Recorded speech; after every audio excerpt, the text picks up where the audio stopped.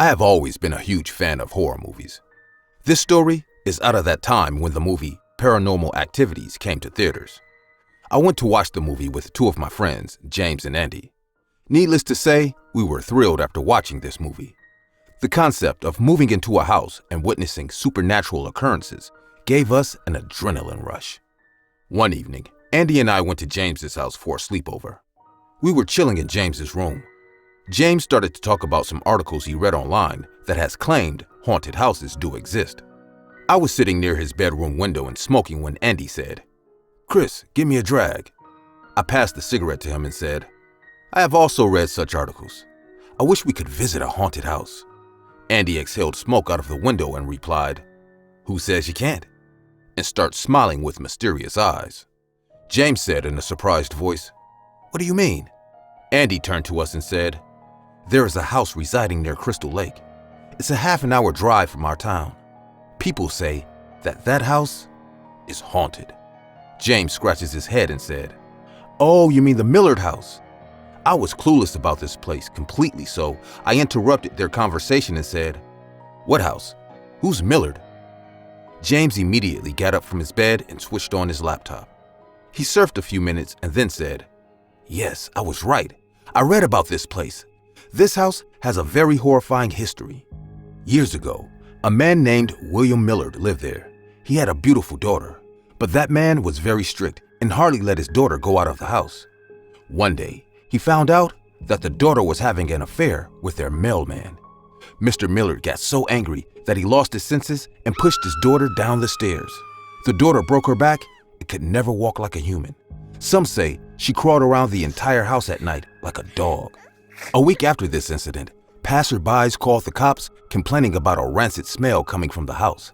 As the cops entered the house, they discovered Mr. Millard's dead body near the stairs. He fell from the stairs and broke his neck. They found the daughter dead on her bed. I smirked and said, "What is so horrifying about that? The daughter probably took revenge on her father and later killed herself too."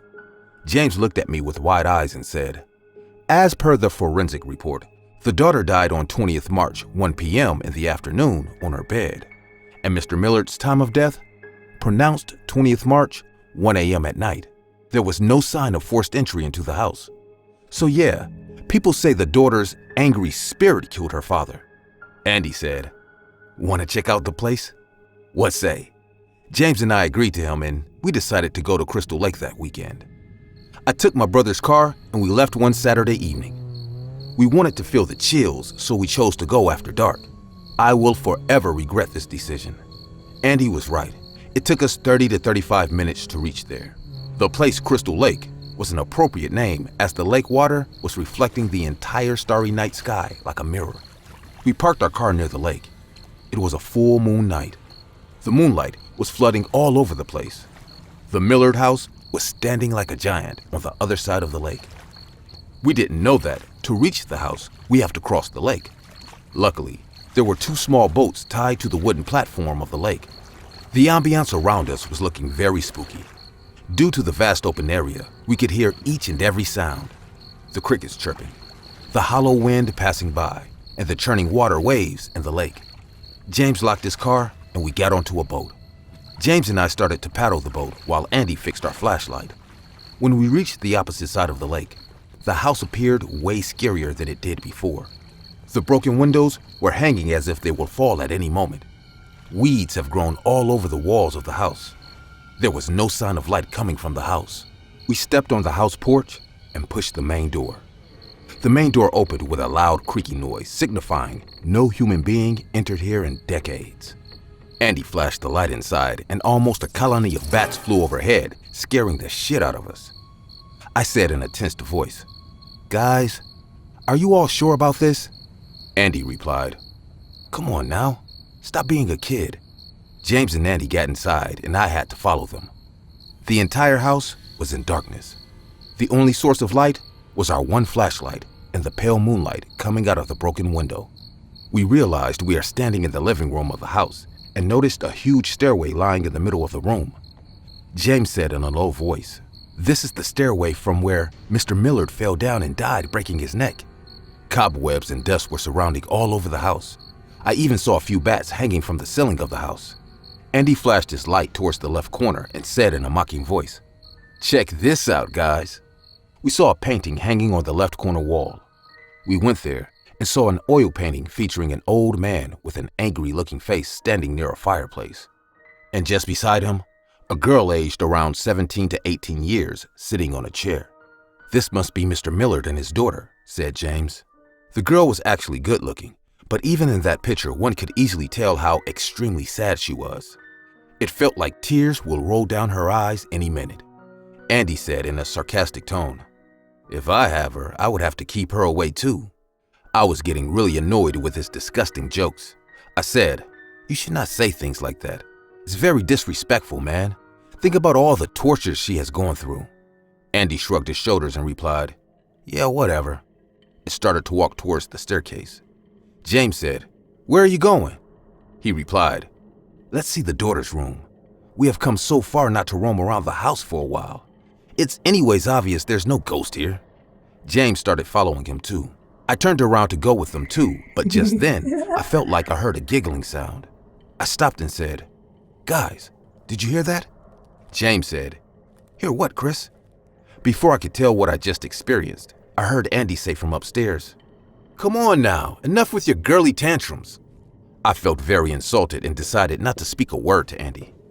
As I walked upstairs, I heard the wooden stairs creaking with the pressure of my feet. After reaching upstairs, I saw James and Andy standing in front of a closed door. I asked, "What's wrong?" James replied while turning the doorknob, "I think the door is jammed. It's not opening." Andy told, "Hold the light. Let me try." Andy tried really hard but couldn't open the door.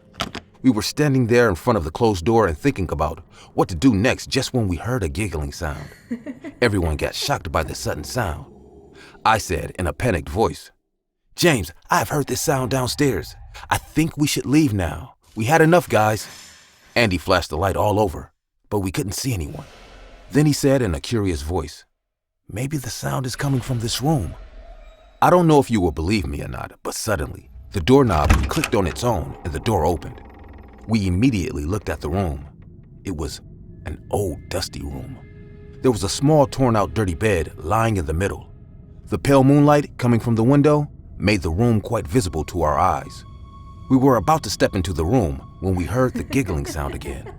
It was the sound of subdued laughter of a female voice.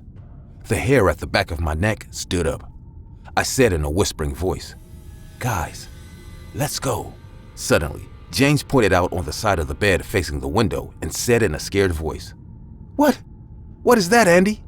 I felt as if a dog-like creature was sitting near the window, but it was too dark for us to see things clearly. Andy pointed the flashlight into that direction and our blood turned cold. There was a girl on the ground near the window. She was standing like a frog. She was facing the ground. For a moment, none of us could utter a single word. It was as if all of our hearts stopped the very moment and we can't move anymore. The girl lifted her face and the flashlight started to flicker. We couldn't see her face clearly due to the flickering, but then the light kept switching on and off for no reason. And with every flash of light, we could see the girl's vicious face with changing expression. With the first flash, we saw her sad face. With the second flash, we saw a huge ear-to-ear smile on her face. With the third flash, we saw her expressionless face with wide, wide eyes as if she can see through us. We were so shocked that we almost forgot to run. Just then, the girl made the same spine-chilling giggle and started to crawl towards us vigorously like a hungry demon. We all finally got our senses back and started to run for our lives. James and I were in front and Andy was running behind us. James kept saying, "Run, run!" Andy was screaming like a 10-year-old saying, "Don't leave me here! Please, she is behind me!" We reached the main door and turned around for Andy. We saw Andy was almost halfway on the stairs and the girl was crawling behind him, following him like an animal. Somehow, we all managed to get out of the house and jumped on the boat. Andy dropped the flashlight on the lake in a fit of fear. James and I started paddling like maniacs. Andy was sitting on the boat, facing his back at the house. He got so freaked out that he kept saying, "I can still hear her evil laughter. Paddle faster, faster." James and I realized that he has gone into shock, because as far as our eyes went, there was no one in front of the house. James said in a low, panting voice. Maybe she can't leave the house. I didn't say anything, just kept paddling.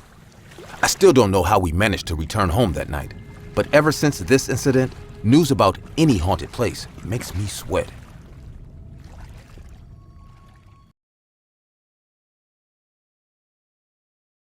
My parents used to fight all the time. I was in high school back then. One day, I couldn't take it anymore and stormed out of the house. There was a small beach near our area. I often used to go for a walk there at night. The cool breeze coming from the sea calmed me down whenever I was under stress. At the beach stood an old abandoned house. Whenever I came to the beach, that house kind of attracted me, but I never went inside. That night, I was very upset. I had some stash with myself, so I thought to smoke inside that house as cops patrolled the beach at night. It was a 2-storied wooden house. Saplings were growing on it. Though the door was locked, I found a broken window to get in. The window led to a small bedroom on the ground floor. There was a worn-out bed, a broken chair, and lots of dust and garbage lying on the floor. From that room stood a long corridor leading to a hall and stairs to the first-floor rooms. I have been on many camping trips and solo trips, so being alone in that old abandoned house didn't bother me at first.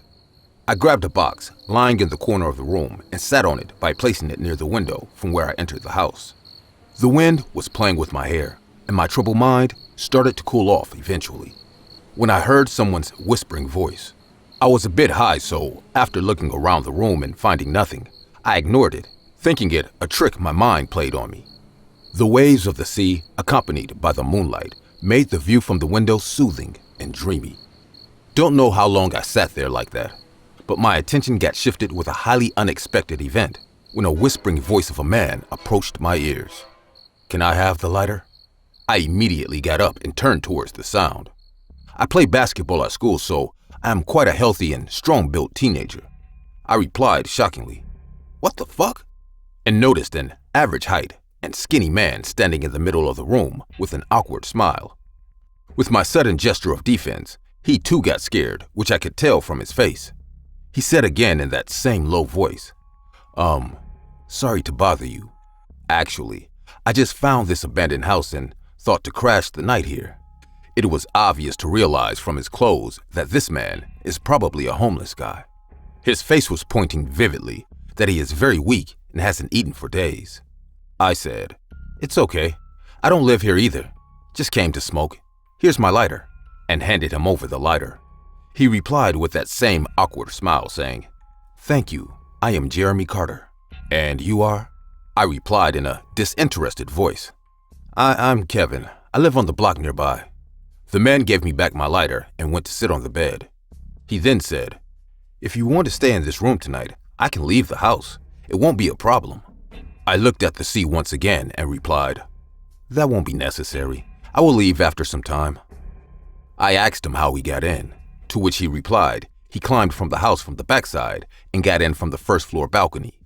We started to talk as he seemed harmless. The man took the first drag of the cigarette and coughed a bit.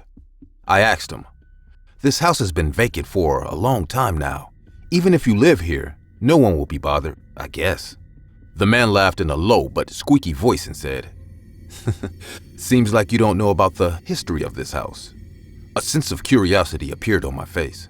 I asked, "What history?" The man exhaled clouds of smoke and said, "This house once belonged to an elderly married couple. The couple had no children of their own. People say this sense of emptiness created problems between them. The wife used to fight all the time. She became so bitter that the husband often spent the night outside the house. One night, it was raining really heavily.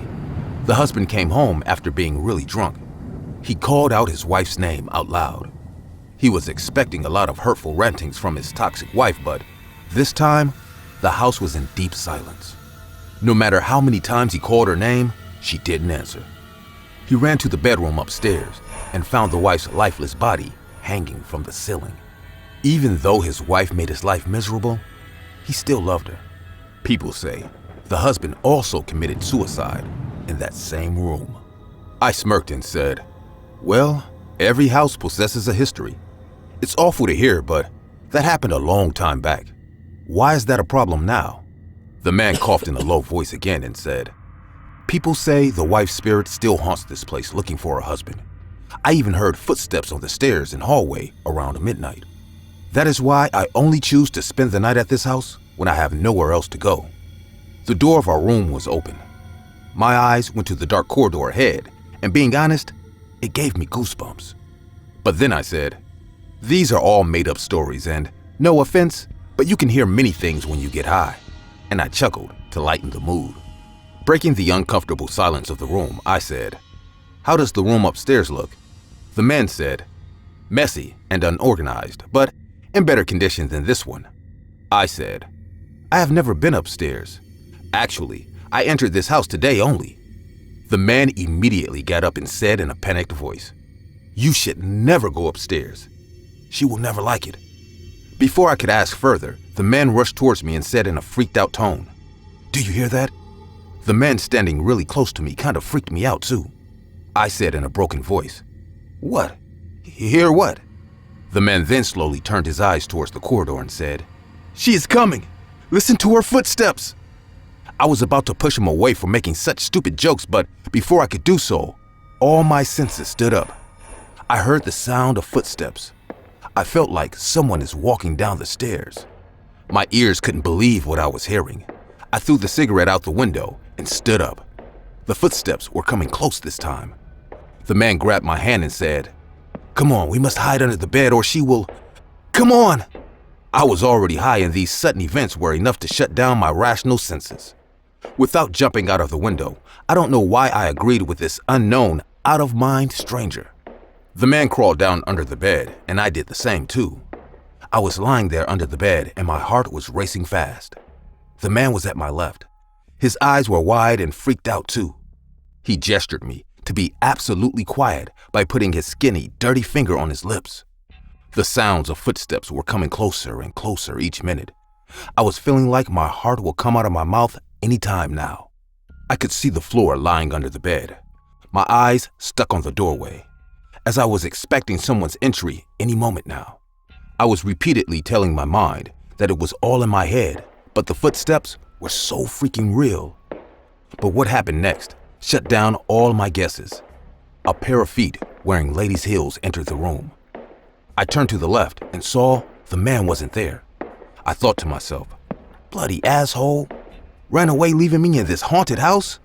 I was so distracted by the sound of the footsteps that I failed to notice when the man secretly sneaked out of this room. The pair of feet started to walk around the room. I had no courage left to get out and face a dead woman's ghost, so I kept quiet. The feet went to the window and then turned towards the doorway.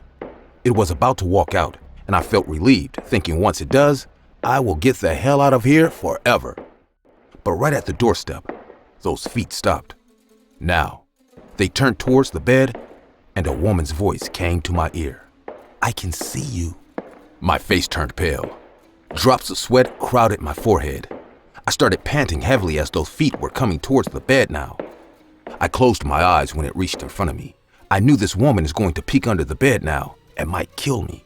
I was just hoping to get out of here alive, just when I heard the woman's voice again and it said, "Who the hell are you?" I opened my eyes, all gasping and panting, and saw an old woman looking at me with shocking eyes. She told me in a coarse voice, "Come out right now. You stupid teenagers have turned my house into a smoking zone. Come out." I slowly crawled out of the bed and stood there with a clueless face. I explained the entire situation to the woman and said how a man named Jeremy Carter spooked me with a fucking stupid ghost story. The woman got even angrier and said, "Is this some kind of a joke? Are you trying to be smart with me?" I couldn't understand her words, so I kept staring at her blankly. She said in a loud voice, "My husband, Jeremy Carter, has been dead for a really long time now. Whenever I catch a teenager smoking at my old house, he or she tells me this same bullshit story. Don't you guys have anything to do in life other than disturb an old woman by ransacking her house that she is trying to sell?" My head started to bang as if someone swept the ground right off from under my feet. All this time I was with a ghost and I couldn't think anymore. I immediately ran from the house. The woman kept standing near the window and cursing me for playing such a stupid joke on her. A few days later, I was talking to my dad when I asked him about the house on the beach.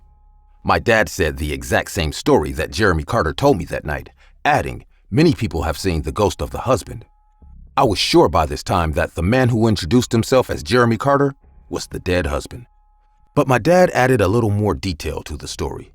He said that many town people have claimed to see a ghost of an old woman too, who lurks around the house at night, and if you come across her, she will introduce you as the wife of Jeremy Carter and is trying to sell the house.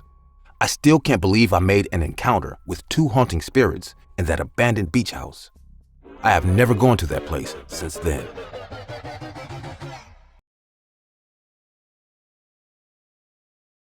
My sister and I grew up together.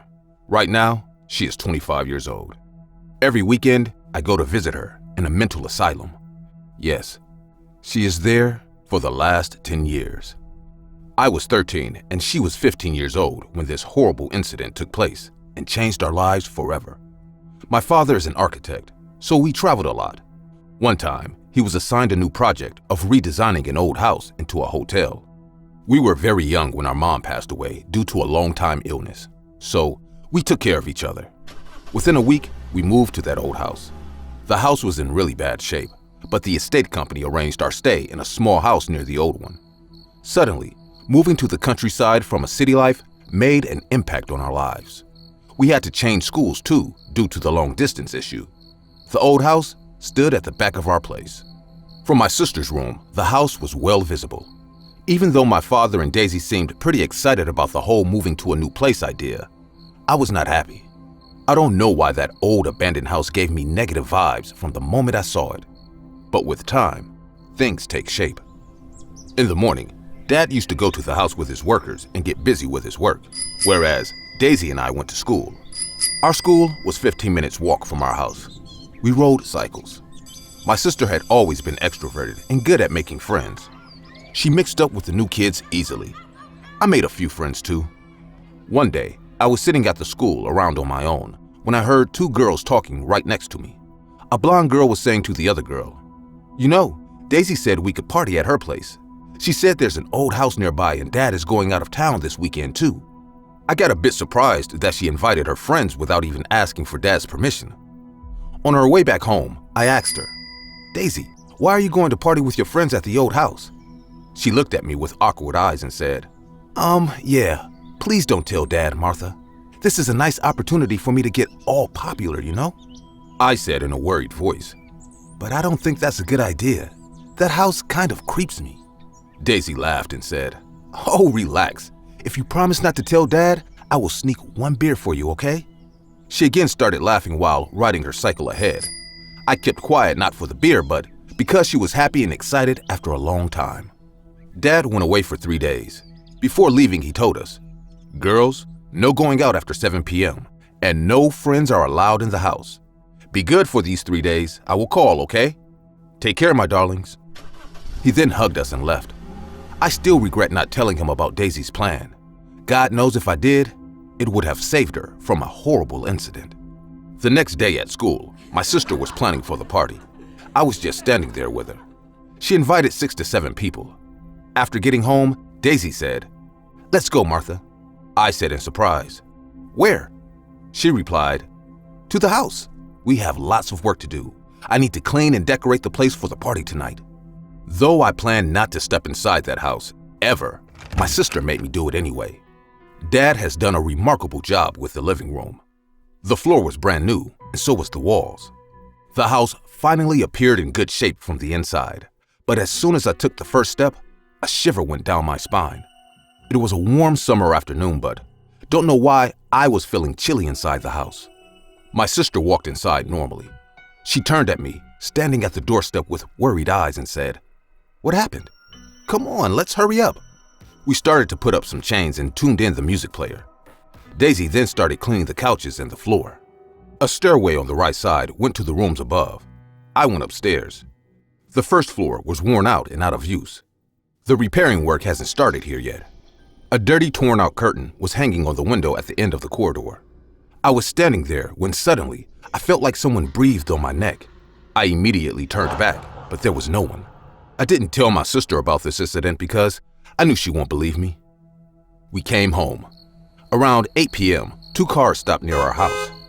I saw from my window my sister and her friends leaving for the abandoned house to party. Daisy turned at me and waved.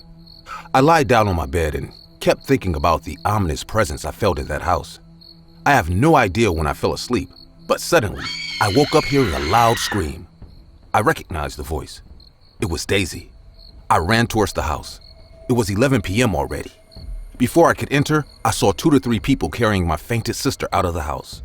They took her to her bedroom and laid her down. She was completely unconscious. I asked the blonde girl, "What happened to my sister?" She replied in a tense voice, "We don't know, Martha. Daisy went upstairs for a minute, then we heard her scream. She isn't hurt though. I guess she got scared and fainted."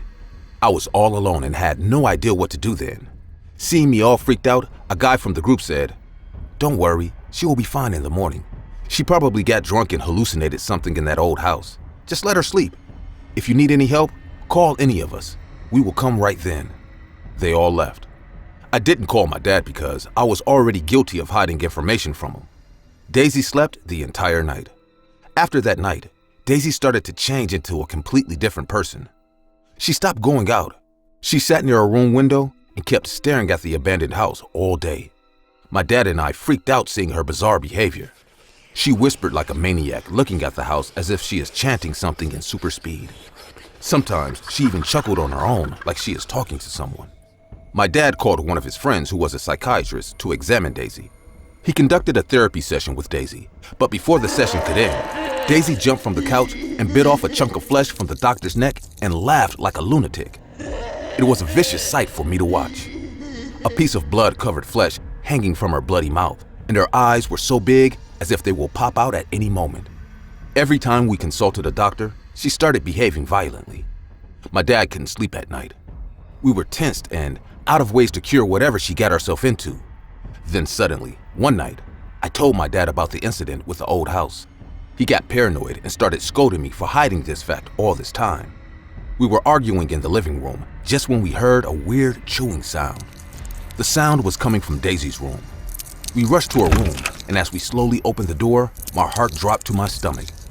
Daisy was eating a dead rat sitting on her room floor.